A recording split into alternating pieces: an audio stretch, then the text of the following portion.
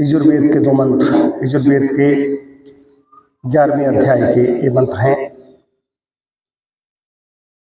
ओम युञ्जते मनोत युञ्जते धियो विप्रा विप्रस्य व्यातो विपश्चितः विहोत्रा दधे पयुना विदेक इन्महि देवस्य सवितुः परिष्टुतिः।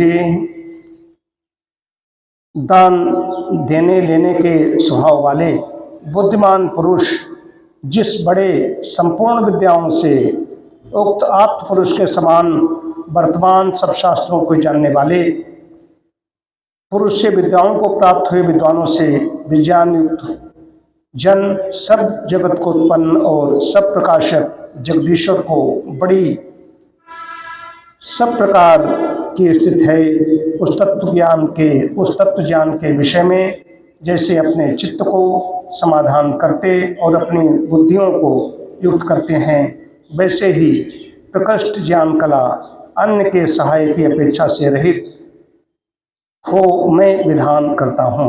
इस मंत्र में वाचक् उपलंकार है जो नियम से आहार विहार करने वाले जितेंद्रिय पुरुष एकांत देश में परमात्मा के साथ अपने आत्मा को युक्त करते हैं, वे तत्व ज्ञान को प्राप्त होकर नित्य ही सुख भोगते हैं। कल सायंकाल भी हम लोग इसी विषय पर चर्चा कर रहे थे।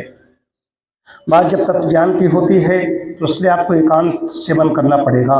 एकांत अगर सेवन नहीं करते, आहार विहार तो है ही है, ये नियम है कहना चाहिए पूरा, और उसके साथ साथ एकांत सेवन, तब आप मौन ध्यान ये सब करेंगे, तब जाकर तत्व ज्ञान की प्राप्त होती है।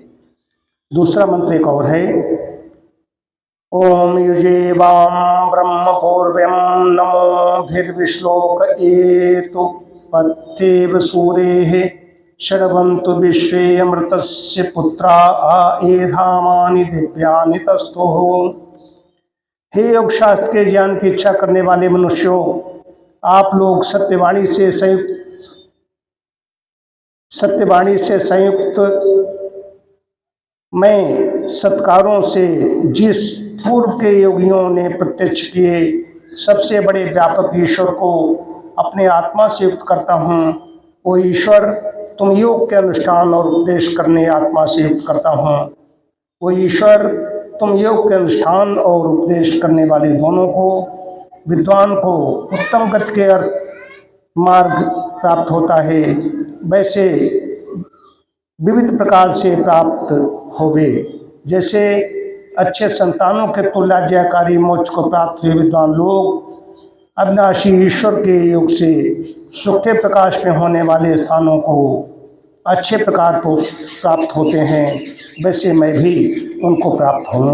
इस मंत्र में उपलंकार है, योगाभ्यास के ज्ञान को चाहने वाले मनुष्यों को चाहिए कि योग में कुशल विद्वानों का संग करें, उनके संग से योग की विधि को जान के ब्रह्म ज्ञान का अभ्यास करें।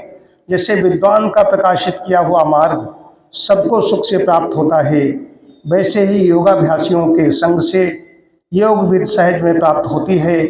कोई भी जीवात्मा इस संग और ब्रह्म ज्ञान के बिना पवित्र होकर सब सुखों को प्राप्त नहीं हो सकता। इसलिए उस योग विधि के साथ ही सब मनुष्य पर ब्रह्म की उपासना करें, ये बताया। इसमें योगाभ्यास पर कहा गया है, जोर दिया गया है, और एकांत सेवन पर जोर दिया गया है। एकांत सेवन का बड़ा अर्थ है, व्यापक अर्थ है, इस विषय पर कभी फिर चर्चा करेंगे। आज इतना ही। प्रणव ध्वनि। ओम